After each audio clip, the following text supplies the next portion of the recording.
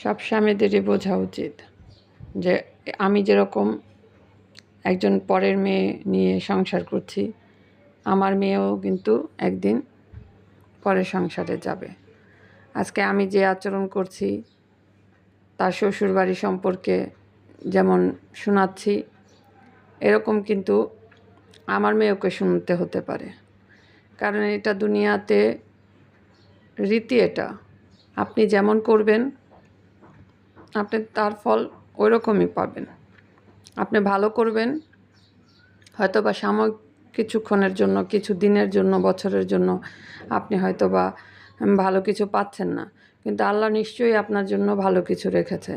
আপনাকে আল্লাহ কোনো দিনও কোনো খারাপ কিছুর সম্মুখীন করবে না। আল্লাহর উপর ভরসা যদি থাকে, আপনার সাথে যে খারাপ করছে তার সাথে যে আপনার খারাপ করতে হবে, এরকম চিন্তাধারা কিন্তু ভালো না। আপনি ভালো করে যান, আপনি ভালো পাবেন। আর আপনি এটা চিন্তা কেন করেন যে আমি যা করছি আমি দুনিয়াতে আমার ভালো আমাকে বলতে হবে, আমার সাথে করতে হবে? দুনিয়ার ভালোটা কি ভালো?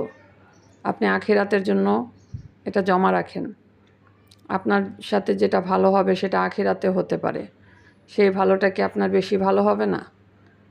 মানুষ সব সময় আসলে দুনিয়ার চিন্তা করে। দুনিয়াতে আমি ভালো পেলাম না কেন, ওর মতো ভালো খেলাম না কেন, আরেকজন ভালো আছে আমি কেন ভালো নেই, এরকম চিন্তা কিন্তু আমরা সবাই করি, যেটা আমাদের করা উচিত না। আসলে দুনিয়াতে যা কিছু করি সেটা সাময়িক ব্যাপার।